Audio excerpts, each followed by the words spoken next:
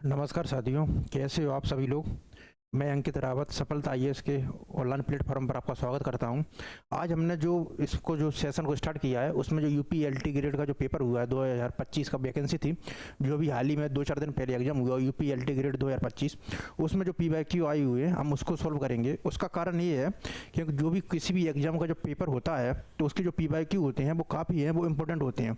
आप इसमें भी जो कई अभी एग्जाम जो हुआ है यूपी एलटी ग्रेड, आप उसमें देखेंगे कि इसके जो कई प्रश्न हैं वो नेट और जो असिस्टेंट प्रोफेसर के विभिन्न राज्यों में एग्जाम होते हैं उनके है वो सिमिलर है। यही कारण है कि इसमें यूपीएलटी ग्रेड के जो एग्जाम के जो प्रश्न है उनको आज का जो सेशन है वो रखा गया। आज हमारी पहली क्लास है और कल और दूसरी क्लास, इस तरीके से 2 क्लासों में हमें अपने जो सेशन है यूपीएलटी ग्रेड वाला उसको कंप्लीट कर लेंगे। यहाँ से आपके जो पीवाईक्यू के साथ ही जो क्वेश्चन आने की जो प्रवृत्ति है वो कैसी है विभिन्न एग्जाम में, इससे भी आप है वो भली बात है वो परिचित होंगे। तो हम स्टार्ट करते हैं इस वाले सेशन को। अधोलिखित में से उदय प्रकाश का जो कहानी संग्रह है वो कौन सा नहीं है। तो आज का जो हमारा जो पहला क्वेश्चन है कि जो निम्नलिखित में से जो उदय प्रकाश हैं उनका जो पहला कहानी संग्रह है वो कौन सा है। अधोलिखित में से उदय प्रकाश का जो पहला कहानी संग्रह, इसमें लिखा है उदय प्रकाश का कहानी संग्रह नहीं है। उसमें से उदय प्रकाश का जो कहानी संग्रह वो नहीं है। मोहनदास, पीली छतरी वाली लड़की और अंत में प्रार्थना और कोसी का गठवार, तो इनमें से कौन है जो उदय प्रकाश का है वो कहानी संग्रह नहीं है। तो जाहिर सी बात है कि जो मोहनदास है ये इनका कहानी संग्रह है उदय प्रकाश का। पीली छतरी वाली लड़की ये इनका बड़ा ही महत्वपूर्ण कहानी संग्रह है उदय प्रकाश का, पीली छतरी वाली लड़की और अंत में प्रार्थना। यहाँ से अगर नेट का एग्जाम देती है आपने, और आपको अगर ओनली जो नेट का एग्जाम है उसका अगर सिलेबस भी याद है, अगर आपने उसको ढंग से पढ़ा भी नहीं है ना, तब भी आपका यूपीएलटी ग्रेड में जो प्रश्न है ना वो सॉल्व हो सकता है। उसका कारण है, और यहाँ तक कि अगर आपको उदय प्रकाश की पूरी कहानियाँ भी याद नहीं है, इनमें से अगर आपको तीनों में से अगर एक भी कहानी अगर उदय प्रकाश की याद नहीं थी ना तो भी उससे कोई अंतर नहीं पड़ता था, क्योंकि ये जो कोसी का गठवार है ये शेखर जोशी की बड़ी ही महत्वपूर्ण कहानी है। तो कोसी का जो गठवार है इसके जो कहानीकार है वो कौन है, तो वो है शेखर जोशी। और यही है वो हमसे है वो प्रश्न में पूछा गया कि कौन सा है वो उदय प्रकाश का कहानी संग्रह नहीं है, तो वो है कोसी का गठवार और इसके कहानीकार हैं शेखर जोशी। अगला प्रश्न हमारा, अतिथि देवो भव वो कहानी संग्रह के जो लेखक हैं वो कौन है। तो जो अतिथि देवो भव है उनके जो कहानी संग्रह है उसके लेखक कौन है। ऑप्शन है हमारे पास चित्रा मुदगल, मधु काकड़िया, रमेश उपाध्याय और अब्दुल बिस्मिल्लाह। तो अतिथि देवो भव जो कहानी संग्रह है उसकी जो कहानीकार है वो कौन है। ऑप्शन है हमारे पास चित्रा मुदगल, मधु काकड़िया, रमेश उपाध्याय और अब्दुल बिस्मिल्लाह। तो ये जो अतिथि देवो भव जो कहानी है संग्रह है इसके जो लेख कहानीकार हैं वो है अब्दुल बिस्मिल्लाह। अगला प्रश्न है हमारा, सोरठा को किस छंद का उल्टा कहा जाता है। बहुत इंटरेस्टिंग और शानदार प्रश्न है कि जो सोरठा है वो किस छंद का है, जो उल्टा है वो कहा जाता है। ऑप्शन है हमारे पास चौपाई, छप्पय, सवैया और दोहा। तो जो सोरठा है उसको है वो किस छंद है उसका जो उल्टा है वो बोला जाता है। ऑप्शन है हमारे पास चौपाई, छप्पय, सवैया और दोहा। तो जाहिर सी बात है कि जो सोरठा है वो किस छंद का उल्टा है, तो सोरठा होता है वो होता है दोहा छंद का उल्टा।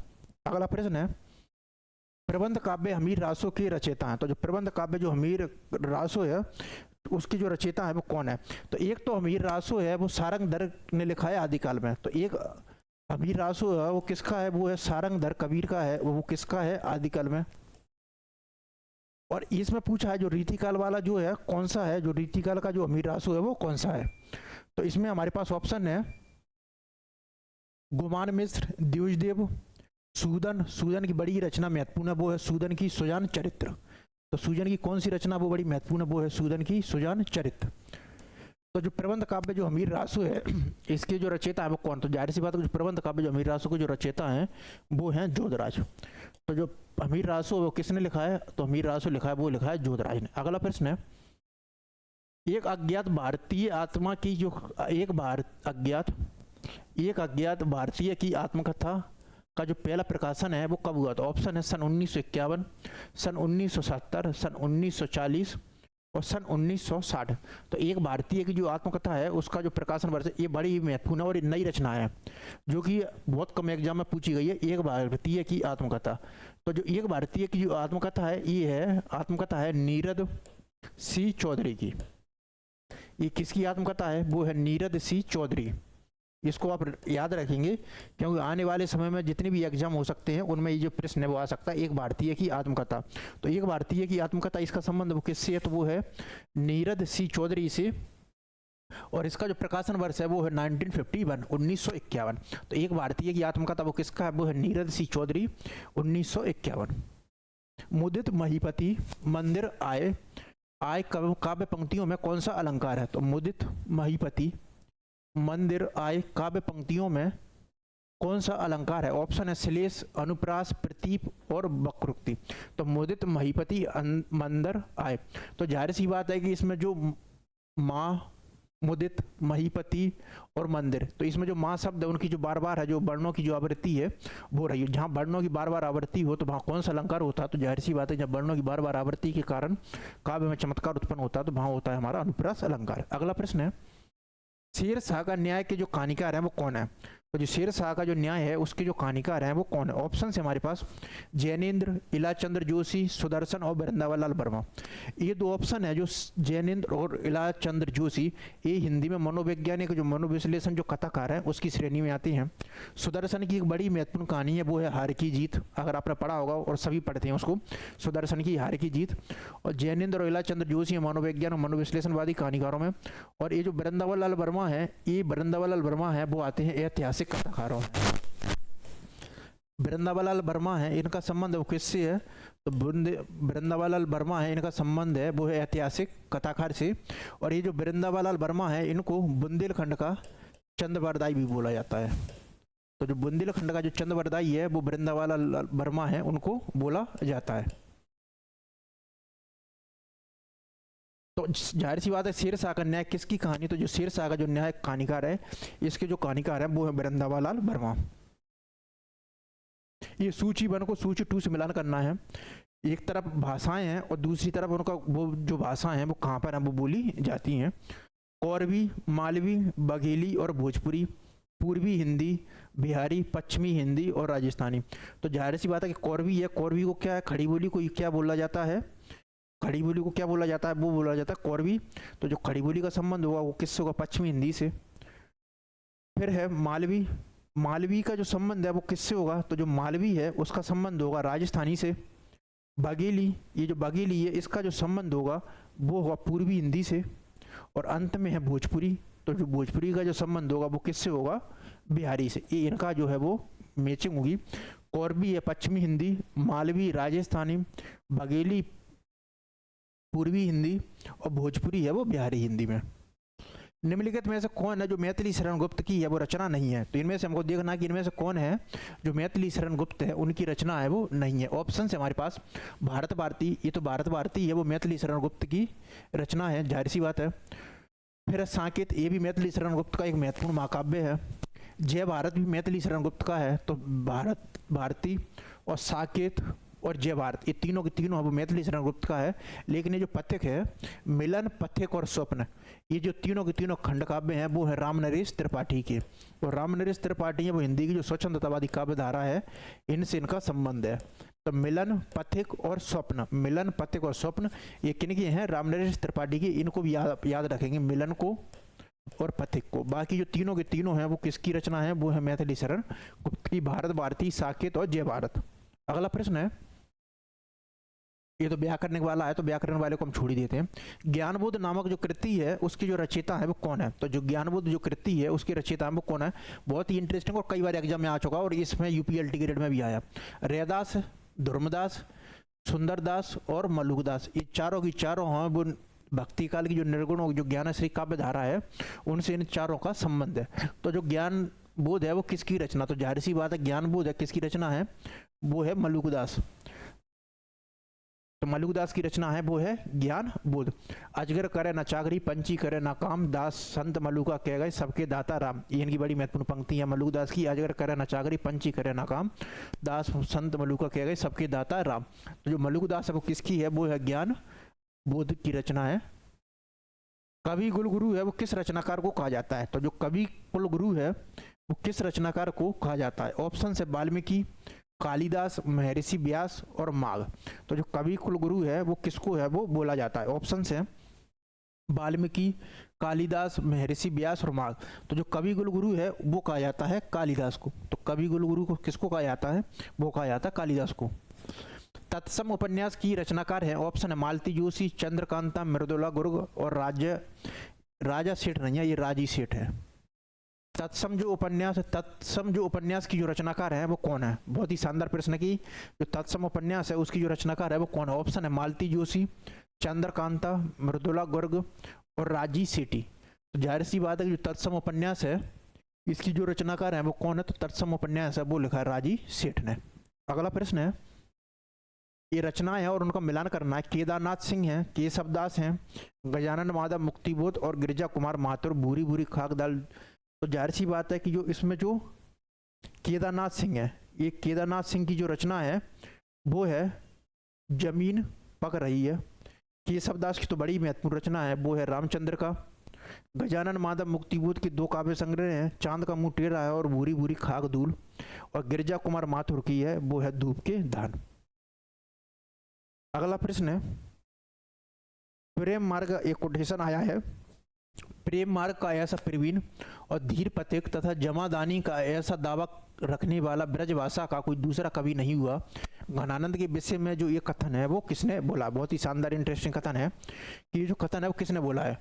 प्रेम मार्ग का ऐसा प्रवीण और धीर पथिक तथा जवादानी का ऐसा दावा करने वाला ब्रजभाषा का है वो कोई दूसरा कवि नहीं हुआ है। ऑप्शन है आचार्य हजारी प्रसाद द्विवेदी जी, डॉक्टर राम कुमार वर्मा, आचार्य रामचंद्र शुक्ल और डॉक्टर रामस्वरूप चतुर्वेदी की। जाहिर सी बात है प्रेम मार्ग का ऐसा प्रवीण और धीर पथिक तथा जवादानी का ऐसा दावा करने वाला ब्रजभाषा का दूसरा कवि नहीं हुआ। ये जो कोटेशन है वो है आचार्य रामचंद्र शुक्ल का। कुंवर नारायण का काव्य संग्रह कौन सा है? तो जो कुंवर नारायण का काव्य संग्रह वो कौन सा है? तो जो कुंवर नारायण है वो अज्ञे द्वारा 1959 में जो तीसरा सप्ताह का प्रकाशन किया जाता है उसके प्रमुख कवि रहे हैं कुंवर नारायण। इनके बड़े ही जो प्रबंध काव्य हैं उसमें एक है आत्मजयी, भाज सर्वा के बहाने और कुमार जीव। तो कुंवर नारायण का काव्य संग्रह, तो ये जो उत्सवा है इसकी जो काव्य संग्रह के रचयिता है वो है उत्सवा के नरेश मेहता। धूप के धान है गिरिजा कुमार माथुर।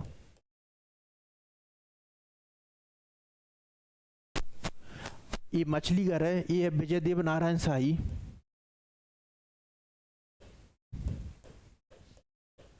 और अंत में है हाशिए का गवाह। तो जो कुंवर नारायण का काव्य संग्रह वो है हाशिए का गवाह। तो कुंवर नारायण का काव्य संग्रह कौन सा है? वो है हाशिए का गवाह। अगला प्रश्न है, संतन को कहाँ सीकरो सो काम आवत जात पनैया टूटी बेसरो गयो हरिराम। बहुत ही शानदार पंक्तियाँ और कई बार एग्जाम में आई गई हैं कि संतन को कहाँ सीकरो सो काम आवत जात पनैया टूटी। अगर आप मेरी जो पिछली वाली क्लास देखेंगी तो उसमें जो मैं ये वाला कोटेशन है कई बार बोला कि संतन को कहाँ सीकरो सो काम आवत जात पनैया टूटी बेसरो गयो हरिनाम, जिनको देखो दुख लागत तिनको करन परे परिणाम।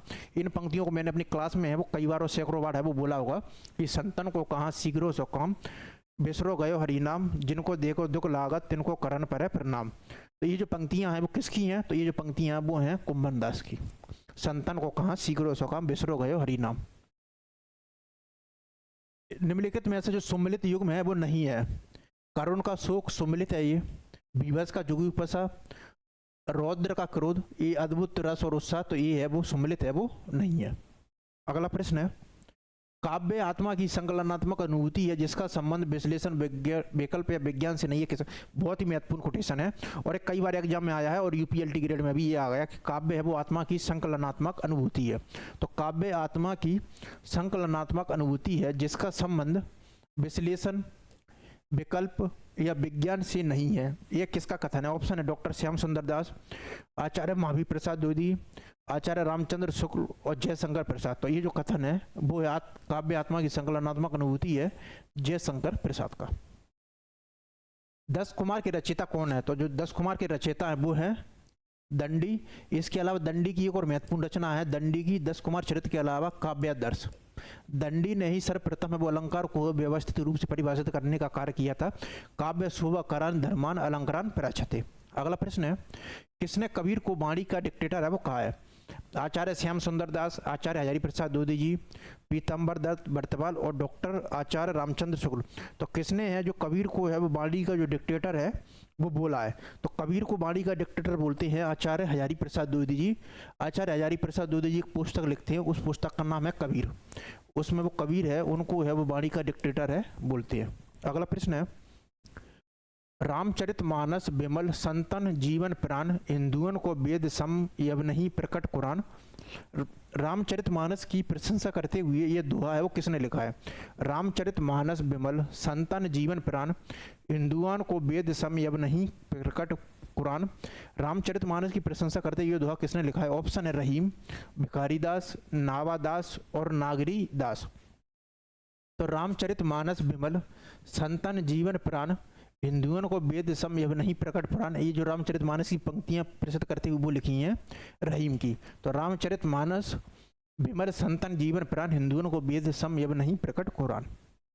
हिंदी की किस कहानी को नामवर सिंह ने नई कहानी धारा की पहली कहानी? तो नामवर सिंह की एक पुस्तक है, नामवर सिंह की जो पुस्तक है उस पुस्तक का नाम है कहानी नई कहानी। इसमें वो निर्मल वर्मा की जो परिंदे कहानी या कृति है इसको है वो हिंदी की जो नई कहानी की है पहली कृति है उसके रूप में संबोधित करते हैं। तो परिंदे को है जो नामवर सिंह की पुस्तक है कहानी नई कहानी, उसमें वो निर्मल वर्मा की जो परिंदे है उसको हिंदी की नई कहानी की जो पहली कहानी है उसके रूप में संदर्भित करते हैं।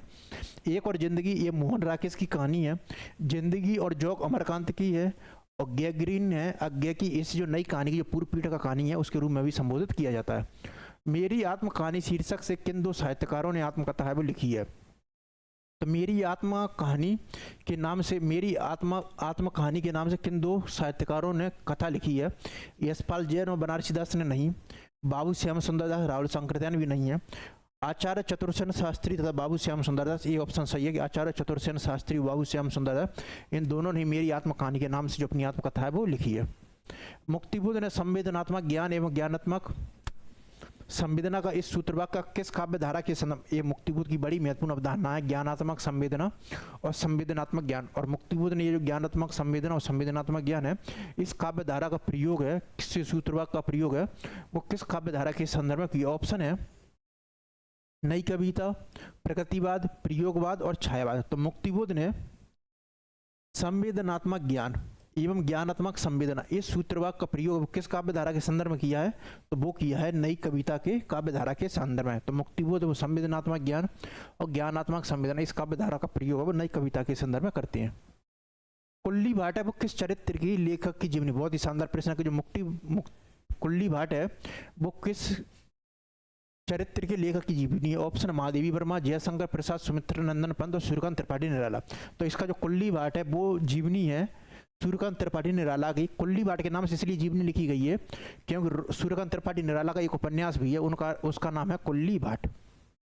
किस रीतिकाल कवि ने सतसई की जो रचना है वो नहीं की है? तो कौन सा जो रीतिकाल का जो कवि है उसने है वो सतसई की जो रचना है वो नहीं की है? ऑप्शन है रसनिधि, मतीराम, रसलीन और भूपति। तो किस रीतिकालीन कवि है उसने सतसई की रचना नहीं की है? रसनिधि ने सतसई की रचना की है, मतीराम ने भी, भूपति ने भी, लेकिन जो रसलीन है इन्होंने है वो सतसई की जो रचना है वो नहीं की है। रसलीन ने सतसई की रचना नहीं की है। नावादास के भक्तमाल में प्रस्तुत छप्पे चंद्रहास सुहृदय परम प्रेम पथ में पगे किसके संदर्भ में है? ऑप्शन है कृष्णदास, नंददास, कुम्भनदास और सूरदास। तो जो नावादास की जो भक्तमाल है उसमें जो एक छप्पा आता है चंद्रहास सुहृदय परम प्रेम पथ में पगे किसके संदर्भ में? ऑप्शन है कृष्णदास, नंददास, कुम्भनदास और सूरदास। तो नावादास के भक्तमाल में जो प्रस्तुत जो छप्पा है वो छप्पा कौन सा है? चंद्रहास सुहृदय परम प्रेम पथ में पगो किसके संदर्भ में? तो ये पंक्तियां हैं वो है नंददास के संदर्भ में ये पंक्तियां आती हैं नावादास के भक्तमाल में, चंद्रहास सरव सुहृदय परम पथ में पगे। हिंदी निबंध का जो आरंभ है वो किस सदी में हुआ? तो जाहिर सी बात है कि जो हिंदी निबंध है उसका जो आरंभ है वो कब होता है? वो होता है भारतेंदु युग से ही वो हिंदी निबंध का प्रारंभ माना जाता है। और भारतेंदु युग है वो कहाँ पर आएगा? वो आएगा 19वीं सदी में। मरुभूमि का वह मेघ में है वो किसकी जो जीवन गाथा है वो वर्णित है? तो जो मरुभूमि का जो मेघ है उसमें जो कौन की जो जीवन गाथा है वो वर्णित है। तो जो मरुभूमि है उसका जो जीवन, तो जो मरुभूमि का मेघ, मरुभूमि का वह मेघ इसमें जो जीवन गाथा वर्णित है वो है घनश्याम दास बिरला की। और इसके जो जीवनीकार है वो है रामनिवास जाजू, रामनिवास जाजू। तो मरुभूमि का भय मेघ किसकी जीवन गाथा वर्णित है? मरुभूमि का भय मेघ में है तो जीवन गाथा वर्णित है वो है घनश्याम दास बिरला की। और इसके जीवनीकार है रामनिवास जाजू। क्या बोलूं क्या याद करूं, जाहिर सी बात है क्या बोलूं क्या याद करूं, बहुत ही इंटरेस्टिंग रचना है। ये हरिवंश राय बच्चन की आत्मकथा है, क्या बोलूं क्या याद करूं। ये 4 भागों में उनकी जो आत्मकथा वर्णित है हरिवंश राय बच्चन की। क्या बोलूं क्या याद करूं, नीर का निर्माण, फिर बसेरे से दूर और 10 द्वार से सौपन तक। यदि गद्य कवियों या लेखकों की कसौटी है तो निबंध गद्य की कसौटी है। भाषा की जो पूर्ण शक्ति का जो विकास है वो निबंधों में ही वो सबसे ज़्यादा होता है।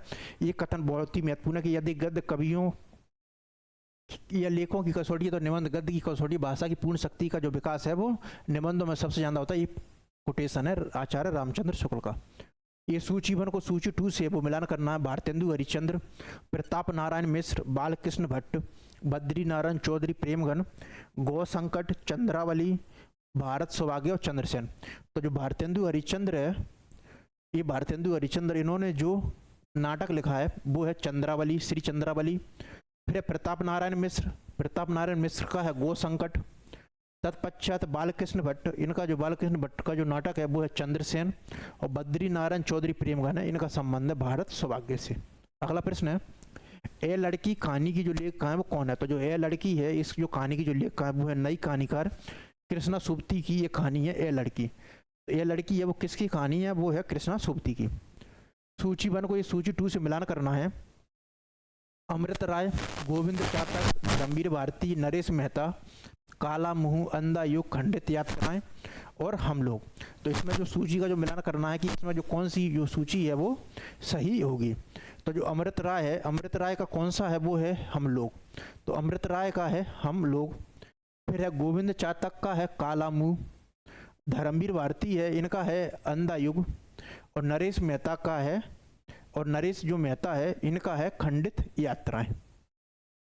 तो इस तरीके से अमृत राय है, इनका कौन सी रचना है, तो अमृत राय की जो रचना है वो है हम लोग, गोविंद चातक की काला मुंह, धर्मवीर भारती अंधा युग, और नरेश मेहता का है खंडित यात्राएं। सोया हुआ जल जो शीर्षक उपन्यास के जो लेखक है वो कौन है। तो सोया हुआ जो जल जो शीर्षक उपन्यास है इसके जो लेखक है वो कौन है, मोहन राकेश, धर्मवीर भारती, मनोहर श्याम जोशी। मनोहर श्याम जोशी हैं वो उत्तराधुनिकतावादी उपन्यासकार जो विचारधारा है उससे जुड़े, उनका कासाप है वो बड़ा ही महत्वपूर्ण उपन्यास है। तो सोया हुआ जो जल शीर्षक जो उपन्यास है वो लिखा है सर्वेश्वर दयाल सक्सेना ने, सोया हुआ जल। चंद्रकांता का जो प्रथम प्रकाशन वर्ष है वो कब है। तो जो चंद्रकांता है उसका जो प्रथम प्रकाशन वर्ष है वो कम है। ऑप्शन है हमारे पास चंद्रकांता का प्रथम प्रकाशन वर्ष 1884, 81, 87 और 88। तो जाहिर सी बात है कि जो चंद्रकांता है इसका जो प्रथम प्रकाशन वर्ष है वो है हमारा 1888। तो चंद्रकांता का जो प्रकाशन वर्ष है वो कब है, वो है 1888 प्रथम। नई समीक्षा की प्रतिमान है वो किसकी कृति है। तो जो नई समीक्षा की जो प्रतिमान कृति है वो है निर्मला जैन की। नामवर सिंह की जो कृति है वो है कविता के नए प्रतिमान, कविता के नए प्रतिमान। और इसी से मिलती जुलती पुस्तक लिखी है लक्ष्मीकांत वर्मा ने, नई कविता की प्रतिमान, नई कविता की प्रतिमान। और नई समीक्षा की प्रतिमान है, जो नई समीक्षा की प्रतिमान है ये किसकी पुस्तक है, निर्मला जैन। निर्मला जैन की पुस्तक वो है नई समीक्षा के प्रतिमान। रीतिकार के जो प्रसिद्ध कवि हैं घनानंद से संबंधित जो गलत तथ्य है वो चिन्हित करना है। घनानंद है वो दिल्ली के घनानंद दिल्ली के बादशाह मोहम्मद शाह रंगीला के मीर मुंशी थे, बिल्कुल सत्य है कि जो घनानंद है वो दिल्ली के बादशाह मोहम्मद शाह रंगीला के मीर मुंशी थे। घनानंद है वो बाद में वो निम्बार्क संप्रदाय में दीक्षित हो जाते हैं, बिल्कुल सही है। घनानंद ने लक्षण ग्रंथों के आधार पर अपने काव्य का संपूर्ण ताना बाना बना था। घनानंद ने लक्षण ग्रंथों के आधार पर अपने काव्य का संपूर्ण ताना बना था, ये ऑप्शन गलत है। घनानंद है वो किस काव्य धारा में आते हैं, घनानंद का संबंध है वो है रीति मुक्त काव्य धारा से, और जो भी कवि रीति मुक्त काव्य धारा से होगा वो लक्षण ग्रंथों के संदर्भ में नहीं होगा। ये जो लक्षण ग्रंथों की परंपरा है वो लक्षण ग्रंथों की परंपरा नहीं आती है रीतिबद्ध काव्य में। और रामचंद्र शुक्ल ने घनानंद को प्रेम की पीर का कवि कहा, बिल्कुल सत्य। घनानंद है को रामचंद्र शुक्ल है उन्होंने जो प्रेम की पीर का कवि है वो बोला। तो इस तरीके जो सी ऑप्शन होगा वो हमारा सत्य होगा। रौद्र रस का स्थायी भाव है, ऑप्शन है क्रोध, भय, उत्साह और विस्मय। तो जाहिर सी बात है कि जो रौद्र का जो स्थायी भाव है वो कौन सा होता है, रौद्र का जो स्थायी भाव होता है वो होता है क्रोध। उत्तर प्रदेश सरकार ने आचार्य नरेंद्र देव की अध्यक्षता में देवनागरी लिपि सुधार समिति का गठन है वो कब किया था। ऑप्शन है 48, 1951, 47 और 1949। तो जो आचार्य नरेंद्र देव हैं तो उत्तर प्रदेश सरकार ने आचार्य नरेंद्र देव की अध्यक्षता में जो देवनागरी लिपि सुधार समिति है इसका जो गठन किया था वो किया था 1947 में। नंददास द्वारा लिखित जो रास पंचदाई है वो किस छंद में लिखी गई है? ये नंददास की बड़ी महत्वपूर्ण रचना है। रस मंजरी के अलावा नंददास की रास पंचदाई और एक इनकी भ्रमर गीत। नंददास की रस पंचदाई, भ्रमर गीत और रस मंजरी बड़ी महत्वपूर्ण रचना है। और ये जो रस पंचदाई है, इनके लिए ये जो रस पंचदाई इस रचना के लिए ही नंददास हैं, इनको जड़िया कवि की उपाधि से संबोधित है वो किया जाता है। तो जो नंददास की जो रास पंचदाई है वो लिखी गई है रौला छंद में। तो नंददास की जो रास पंचदाई वो किस में लिखी गई है? रौला छंद में। सन 1935 में गठित नागरी लिपि सुधार समिति के संयोजक थे। तो जो 1935 में जो नागरी लिपि सुधार समिति थी बनी थी, उसके संयोजक है वो कौन थे? ऑप्शन है काका कालेलकर, डॉक्टर श्याम सुंदर दास, आचार्य नरेंद्र देव, श्रीनिवास। तो जो 1935 में जो गठित नागरी लिपि सुधार समिति थी उसके जो संयोजक थे वो थे काका कालेलकर। अगला प्रश्न है रस निष्पत्ति के संबंध में मुक्तिवाद, ये मुक्तिवाद नहीं है, ये होगा भुक्तिवाद। तो रस निष्पत्ति के संबंध में क्या होगा? ये भुक्तिवाद। तो संकोक का क्या कहलाता है? आचार्य जो संकोक, ये न्याय संप्रदाय से संबंधित है। और संकोक का क्या है? अनुमतिवाद। भट्टनायक का क्या होगा? भुक्तिवाद। अभिनव गुप्त का अभिव्यक्तिवाद। और विश्वनाथ है वो भी रस संप्रदाय है, उससे जुड़े हुए हैं। तो भट्टनायक सही है। भट्टनायक का क्या है? भुक्तिवाद। देवनागरी लिपि की जो कौन सी विशेषता है वो नहीं है? देवनागरी लिपि में कुछ ध्वनियों का उच्चारण नहीं होता है। देवनागरी लिपि में संयुक्त व्यंजनों की एक व्यवस्थित पद्धति है, ठीक है, ये ऑप्शन सही है। वर्णमाला की वैज्ञानिक व्यवस्था, ये भी सही है। देवनागरी लिपि में एक ध्वनि के लिए एक लिपि चिन्ह है, विलोमता एक लिपि के लिए एक, ये भी सही है। देवनागरी लिपि में कुछ ध्वनियों का उच्चारण नहीं होता, ये स्टेटमेंट है वो गलत होगा। तो इस तरीके से ये ऑप्शन है वो हमारा सत्य है कि देवनागरी लिपि में कुछ ध्वनियाँ, उनका जो उच्चारण है वो नहीं होता है। संत सुंदरदास हैं, उनके गुरु का नाम है वो क्या है? तो जो संत सुंदरदास हैं वो जितनी भी निर्गुण ज्ञानश्री काव्य धारा है उसमें सबसे ज्यादा है वो पढ़े लिखे थे और उनकी कविता की प्रशंसा आचार्य रामचंद्र शुक्ल करते भी हैं। तो जो संत सुंदरदास हैं इनके गुरु का नाम क्या था? तो संत सुंदरदास हैं, इनके जो गुरु थे वो थे दादू दयाल। देवनागरी लिपि में लिखी जाने वाली कौन सी भाषा है? तो जो देवनागरी लिपि है उसमें जो लिखी जाने वाली है वो कौन सी भाषा है? ऑप्शन है पंजाबी, मणिपुरी, गुजराती और मराठी। तो जो देवनागरी लिपि में लिखी जाने वाली भाषा है वो है मराठी। तो जो मराठी भाषा है वो कौन सी लिपि में लिखी जाती है? वो लिखी जाती है देवनागरी लिपि में। तो देवनागरी लिपि है उसी में ही जो मराठी भाषा है वो लिखी जाती है। बीभत्स का जो स्थायी भाव कौन सा है? तो जाहिर सी बात है कि जो बीभत्स है इसका जो स्थायी भाव होगा वो होगा बीभत्स का जुगु पसा। सुनीति कुमार चटर्जी ने खड़ी बोली के लिए, ये बहुत ही महत्वपूर्ण प्रश्न है, ये एलटी ग्रेड में भी आया और कई एग्जाम में उसमें आया है कि जो सुनीति कुमार चटर्जी हैं वो खड़ी बोली के लिए वो कौन से शब्द का प्रयोग करती हैं? तो जो सुनीति कुमार चटर्जी हैं वो खड़ी बोली के लिए वो शब्द का प्रयोग करती हैं, वो करती हैं जनपदीय हिंदुस्तानी। निम्नलिखित में से कौन है वो पूर्वी हिंदी के कवि नहीं है? ये मानदास, ये पूर्वी हिंदी के कवि हैं। तुलसीदास ने जो अवधी भाषा उसमें काव्य सर्जन किया ही है। मंजन युग की जो मधुमालती है ये सूफी प्रमेकन काव्य धारा, तो जाहिर सी बात है कि अवधी में लिखेंगे। लेकिन जो भूषण है ये पूर्वी हिंदी से संबंधित नहीं है, क्योंकि भूषण है इन्होंने जो काव्य सर्जन किया है वो है ब्रज भाषा में, और ब्रज का जो संबंध होगा वो किससे होगा? वो होगा पश्चिमी हिंदी से। विजय प्रशस्ति है उसके रचनाकार कौन है? ऑप्शन है भवभूति, श्रीहर्ष दंडी और बाणभट्ट। तो जो विजय प्रशस्ति है उसके जो रचनाकार है कौन है? तो जो विजय प्रशस्ति है वो लिखी है श्रीहर्ष ने। मनुष्य से बड़ा है केवल उसका अपना विश्वास और स्वयं उसका हुआ रचा हुआ विधान। ये पंक्ति है वो किस रचना से लिखी है? बहुत ही शानदार पंक्ति है कि मनुष्य से बड़ा है केवल उसका अपना विश्वास और उसका स्वयं का रचा हुआ विधान। ये पंक्ति किसकी है? तो जो गोदान के जो उपन्यासकार हैं वो हैं प्रेमचंद। मेला आंचल एक आंचलिक उपन्यासकार है फणीश्वरनाथ रेणु का। बाणभट्ट की आत्मकथा हजारी प्रसाद द्विवेदी जी का। और दिव्या जो उपन्यास है वो है यशपाल का। तो मनुष्य से बड़ा है केवल उसका अपना विश्वास और स्वयं उसका रचा हुआ विधान, ये पंक्तियां हैं यशपाल की, दिव्या की। काव्य में जब कोई शब्द व्याकरण के नियमों के विरुद्ध प्रयुक्त होकर भाषा के संस्कार व लालित्य के ह्रास का कारण बनता है तब काव्य में किस दोष की जो उपस्थिति है वो मानी जाती है? बहुत ही शानदार प्रश्न है कि काव्य में जब कोई शब्द व्याकरण के नियमों के विरुद्ध प्रयुक्त होकर भाषा के संस्कार व लालित्य के ह्रास का कारण बनता है तब काव्य में किस दोष की उपस्थिति मानी जाती है? ऑप्शन है च्योत संस्कृति दोष, आक्रमत्व दोष, दुष्क्रमत्व दोष, ग्रामत्व दोष। तो जो इसका जो ऑप्शन सही होगा वो होगा च्योत संस्कृति दोष। आचार्य महावीर प्रसाद द्विवेदी जी ने सरस्वती के संपादन का दायित्व वो कब संभाला था? तो जो सरस्वती पत्रिका है इसका जो प्रकाशन का कार्य वो कब हो जाता है? तो सरस्वती पत्रिका के प्रकाशन का कार्य वो होता है वर्ष 1900 से प्रारंभ, और 1900 से लेकर 1903 तक है वो इसके श्याम सुंदर दास वो प्रथम संपादक बनते हैं। तत्पश्चात 1903 से लेकर 1920 तक है वो आचार्य महावीर प्रसाद द्विवेदी जी हैं इसके संपादन का कार्य संभालते हैं। तो महावीर प्रसाद द्विवेदी जी हैं वो 1903 से लेकर 1920 तक इसके संपादन का कार्य संभालते हैं। आवारा मसीहा वो किस साहित्यकार की औपन्यासिक जीवनी है? तो जो आवारा मसीहा है वो किस साहित्यकार की औपन्यासिक जीवनी है? तो जो आवारा मसीहा है जिसको लिखा है वो लिखा है ये शरद चंद्र के ऊपर है।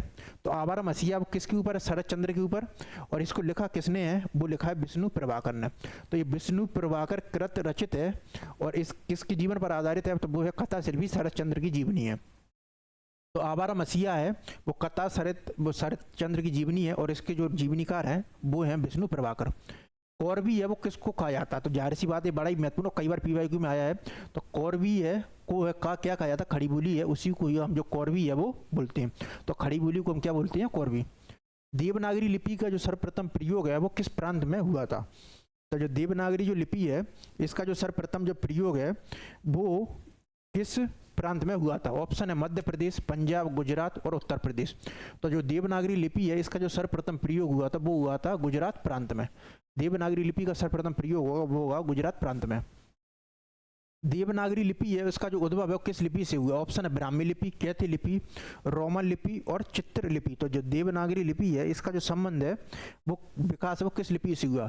तो जाहिर सी बात है कि जो देवनागरी लिपि है इसका जो विकास उद्भव है वो किससे हुआ? वो है ब्राह्मी लिपि से। पाँव महावर देन को नाइन बेटी आई, फ्री फ्री जानी महावरी एड़ी मेरत जाई। उपरोक्त जो दोहे में जो कौन सा है वो अलंकार है? तो उपरोक्त जो दोहा है वो कौन सा अलंकार है? और ये जो अलंकार है ये जो दोहा है वो है बिहारी दास का। पाँव महावर देन को नाहिन बेटी आई, फ्री फ्री जानी महावरी एड़ी महावर जाई। उपरोक्त दोहे में कौन सा अलंकार है? अतिशयोक्ति, यमक, संदेह और भ्रांति मान। तो जाहिर सी पाँव महावर देन को नाहिन बेटी आई, फ्री फ्री जानी महावरी एरी मीरत जाई। तो इसमें जो अलंकार है वो है भ्रांतिमान अलंकार। कबीरा खड़ा बाजार में किसकी रचना? ये बड़ी महत्वपूर्ण रचना है कबीरा खड़ा बाजार में। ये जो रचना है वो है भीष्म साहनी की। कबीरा खड़ा बाजार में भीष्म साहनी की रचना है। तार सप्तक में संग्रहित कवियों के विषय में सही, ये तोर सप्तक नहीं है, ये तार सप्तक है। और जो तार सप्तक है इसका जो प्रकाशन वर्ष होता है वो होता है 1943 में। तो अज्ञे द्वारा तार सप्तक का जो प्रकाशन वर्ष वो कब होता है? वो होता है 1943 में। कौन सा सही है? तो जाहिर सी बात है कि तार सप्तक के जो कवि हैं वो वैचारिक रूप से स्वतंत्र थे। ये तार सप्तक के बारे में सत्य है। वो प्रयोगधर्मी भी थे, बिल्कुल सत्य है। वो नई राहों के अन्वेषी भी थे, नवीन राहों के अन्वेषण भी करते थे। और तार सप्तक की भूमिका में इस बात को आगे बोलते भी हैं वैचारिक साम्य है वो उनमें नजर नहीं आएगा, बल्कि वो अलग अलग मार्ग हैं, किसी एक स्कूल के कवि नहीं है। वो जो तार सप्तक है उसकी भूमिका में आगे बोलते भी हैं कि जो तार सप्तक के जो कवि हैं वो राही नहीं राहों के अन्वेषी और अभी तक वो किसी स्कूल के कवि नहीं और एक स्कूल में पहुंचे हुए नहीं है। तो उन्हें वैचारिक साम्य के बारे में नजर नहीं आएगा। एक और द्रोणाचार्य के क्या लेखा है? ये जो एक और द्रोणाचार्य है ये जो नाटक है वो लगा हुआ है नेट के सिलेबस में। तो एक और द्रोणाचार्य है वो है शंकर शेष का। एक और द्रोणाचार्य है वो किसका है? वो है शंकर शेष का। ये जो स्वदेश दीपक है इनके दो बड़े ही महत्वपूर्ण नाटक हैं। एक तो है स्वदेश दीपक का, जो स्वदेश दीपक का इनका बड़ा ही महत्वपूर्ण नाटक है वो है कोर्ट मार्शल। कोर्ट मार्शल इनका बड़ा ही महत्वपूर्ण नाटक है। मोहन राकेश हैं वो जो नए नवलेखन के दौर के हैं वो नाटककार हैं और इनके 3 नाटक हैं वो है आषाढ़ का एक दिन, लहरों के राजहंस और आधे अधूरे। हिंदी साहित्य की जो भूमिका के जो लेखक है वो कौन है? तो जो शिव सिंह सरोज है इन्होंने लिखा है, शिव सिंह सरोज ने लिखा है वो हिंदी साहित्य इतिहास। शिव सिंह सेंगर ने लिखा है वो है शिव सिंह सरोज। हजारी प्रसाद द्विवेदी जी ने लिखा है हिंदी साहित्य का उद्भव एवं विकास, हिंदी साहित्य की भूमिका और हिंदी साहित्य का आदिकाल। तो हिंदी साहित्य की भूमिका इसके जो लेखक कौन है वो है आचार्य हजारी प्रसाद द्विवेदी जी ने लिखा है हिंदी साहित्य की भूमिका। ये सूची 1 है, इनको सूची 2 से मिलान करना है। तो घनानंद है, तो घनानंद का संबंध है वो किससे? वो है सुजान सागर से। चंद्रवरदाई हैं वो पृथ्वीराज रासो से है। जयशंकर प्रसाद है वो प्रेम पथिक है और त्रिलोचन है वो अरगान है। तो ए का है सेकंड, बी का 1, सी का 3rd और डी का 4। खड़ी बोली में रचित प्रथम महाकाव्य वो कौन सा? तो खड़ी बोली में जो रचित जो प्रथम महाकाव्य वो है अयोध्या सिंह उपाध्याय का अरियोध का प्रिय प्रवास और इसका प्रकाशन वर्ष है वो है 1917। तो खड़ी बोली में रचित प्रथम महाकाव्य है वो है अयोध्या सिंह उपाध्याय हरिओद का प्रिय प्रवास। डायरी के नीरज पृष्ठ के जो लेखक है वो कौन है? ऑप्शन है जैनेन्द्र कुमार, शांति प्रिय द्विवेदी, इलाचंद्र जोशी और यशपाल। तो जो डायरी के जो नीरज पृष्ठ हैं इसके जो लेखक हैं वो है इलाचंद्र जोशी। तो जो डायरी के जो नीरज पृष्ठ हैं इसके जो लेखक हैं वो है इलाचंद्र जोशी। मगर एक आवाज है वो किसकी कृति है? ऑप्शन है मंगलेश डबराल, लीलाधर जगोड़ी, लीलाधर मंडलोई और अरुण कमाल। तो मगर एक आवाज है वो किसकी रचना है? तो मगर एक आवाज है ये जो रचना है वो है लीलाधर मंडलोई की। तो जो लीलाधर मंडलोई की रचना है मगर एक आवाज। अगला प्रश्न है, नहीं ये लीलाधर जगोरी की रचना है। ये जो लीलाधर जगोरी की रचना है मगर एक आवाज, ना कि लीलाधर मंडलोई की। तो जो लीलाधर मंडलोई है वो किसी रचना है? तो जो मगर एक आवाज है वो रचना है लीलाधर जगोरी की। अगला प्रश्न है हमारा,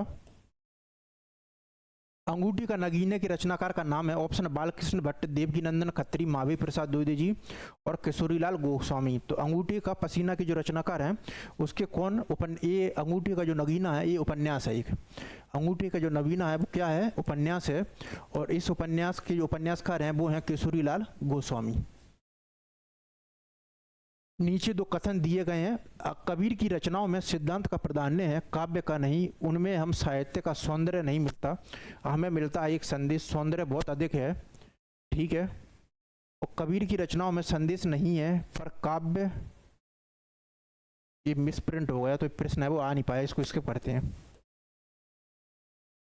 प्रेम वाटिका है वो किसकी रचना है? तो जाहिर सी बात है जो प्रेम वाटिका है वो किसकी रचना है? तो प्रेम वाटिका की जो रचना है वो लिखी है रसखान ने। निम्नलिखित में स्थायी भाव एवं रस का सुमिलित युग में, तो जो बीभत्स का जो जुगुप्सा है ये इसका जो सुमिलित होगा, बाकी तो गलती है सभी। कौन सा एक रेखा चित्र है उससे संबंधित नहीं है? व्यक्ति के जीवन पर आधारित होने के कारण इसे जीवन चरित्र भी माना जाता है। तो जो रेखा चित्र है वो कहानी से मिलता जुलता स्वरूप है, सही है। व्यक्ति, वस्तु या घटना का इसमें पूर्ण चित्रण नहीं होता, सही है। किसी व्यक्ति, वस्तु या घटना का सजीव अंकन इसमें होता है। व्यक्ति के जीवन पर आधारित होने इस जीवन चरित्र वो नहीं कहा जाता है रेखा चित्र को। तो जो रेखा चित्र है उसको जो किसी भी हालत में जो जीवन चरित्र है वो नहीं बोला जाता है। बाकी जो रेखा चित्र है उसमें किसी व्यक्ति, वस्तु, घटना या जो भाव है उसका सजीव अंकन होता है। व्यक्ति, वस्तु या घटना का पूर्ण चित्र नहीं है, कहानी से मिलता जुलता स्वरूप है। लेकिन जो व्यक्ति के जीवन पर आधारित होने के कारण इसे जीवन चरित्र भी माना गया है, ये गलत है। करिए उपाय बांस डारी वो कटाए, नहीं उपजेगा बांस नहीं पाजे फेरी बांसुरी।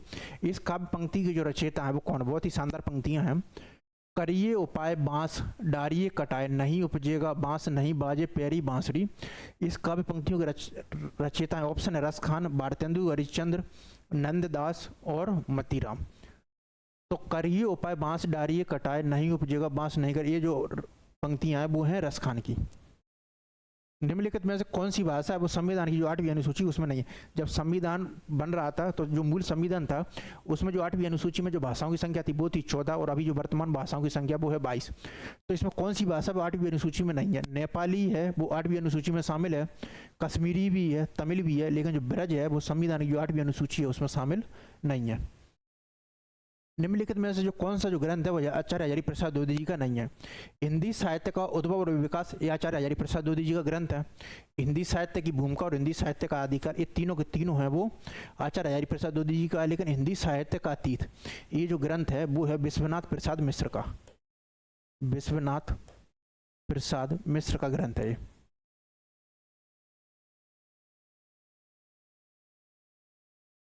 तो हिंदी साहित्य का जो अतीत है वो किसका ग्रंथ है? वो है विश्वनाथ प्रसाद मिश्र का। बाकी हिंदी साहित्य उद्भव और विकास, हिंदी साहित्य की भूमिका, हिंदी साहित्य का आदिकाल, ये आचार्य हजारी प्रसाद द्विवेदी जी का है। और हिंदी साहित्य का अतीत है वो है विश्वनाथ प्रसाद त्रिपाठी का, विश्वनाथ प्रसाद मिश्र का। धोखा है वो किसका निबंध? एक कई बार एग्जाम में आया और यूपीएलटी में भी आ गया कि धोखा है वो किसका निबंध है। तो ये जो धोखा जो निबंध है वो है प्रताप नारायण मिश्र। तो प्रताप नारायण मिश्र है वो क्या देंगे? धोखा। तो धोखा निबंध है वो है प्रताप नारायण मिश्र का। मानव अथवा प्रकृति के सूक्ष्म किंतु व्यक्त सौंदर्य में आध्यात्मिक छाया का भान मेरे विचार से छायावाद की सर्वमान्य व्याख्या हो सकती है, ये कथन है। ऑप्शन है मुकुटधर पांडे का, डॉक्टर नगेंद्र का, नंद दुलारे वाजपेयी का और जयशंकर प्रसाद का। तो ये जो काव्य स्टेटमेंट है कि मानव अथवा प्रकृति के सूक्ष्म, मानव अथवा प्रकृति के सूक्ष्म किंतु व्यक्त सौंदर्य में आध्यात्मिक छाया का मान मेरे विचार से छायावाद की सर्वमान्य व्याख्या हो सकती है। मुकुटधर पांडे, डॉक्टर नगेंद्र वो जो छायावाद को बोलते हैं वो है कि स्थूल के प्रति सूक्ष्म का विद्रोह, नंद दुलारे वाजपेयी और जयशंकर प्रसाद। तो मानव अथवा प्रकृति के प्रति सूक्ष्म किंतु आध्यात्मिक छाया का मान मेरे विचार से छायावाद की सर्वमान्य व्याख्या हो सकती है। ये जो पंक्ति है वो है नंद दुलारे वाजपेयी की। ध्रुव सौमनी के जो नाटककार हैं वो कौन, जाहिर सी बात है ध्रुव सौमनी जो नाटककार हैं वो है जयशंकर प्रसाद। और ये ध्रुव सौमनी नाटक है, ये स्वतंत्रतावादी नाटकों में या समस्या प्रधान नाटकों में से आता है और इसकी जो रचना का प्रकाशन वर्ष है वो है 1933। निम्नलिखित में से जो कौन सा जो उपन्यास है वो यशपाल का नहीं है। ऑप्शन है अप्सरा का सांप, अमिता, देशद्रोही और जहाज का पंछी। तो यशपाल का अप्सरा का सांप है, अमिता भी है, देशद्रोही भी है, लेकिन जो जहाज का पंछी है ये यशपाल का नहीं है, क्योंकि जो जहाज का पंछी है वो किसका है, ये मनोवैज्ञानिक मनोविश्लेषणवादी कथाकार इलाज चंद्र जोशी का उपन्यास है जहाज का पंछी। तो ये जो यूपीएलटी ग्रेड है इसकी जो प्रश्न वाला जो सेशन है वो आज खत्म होता है। इसमें मैंने कि यूपीएलटी ग्रेड है टोटल, उसमें क्या कि 150 प्रश्न रहते हैं, उसमें 30 जीएस के रहते हैं और 120 है वो सब्जेक्ट के रहते हैं। लेकिन उसमें जो मान लीजिए 120 प्रश्न है तो उसमें से मैंने जो 82 प्रश्न है उसके आसपास है वो छाटा था, क्योंकि वो प्रश्न वो हिंदी साहित्य के थे। बाकी हमारे जो संस्कृत भी उसमें रहता है और जो व्याकरण और ग्रामर वाला प्रश्न उनको मैंने क्या स्किप कर दिया था। तो ये हिंदी साहित्य के प्रश्न जो मुझे उसमें बेसिक अच्छे लगे और जो आने वाले एग्जाम में वो आपके लिए उपयोगी हो सकते हैं उनको लिए किया था। और आज हमारी जो कक्षा है वो खत्म होती है यूपीएलटी ग्रेड। मिलती है हम अपनी नई कक्षा में। आज के लिए धन्यवाद।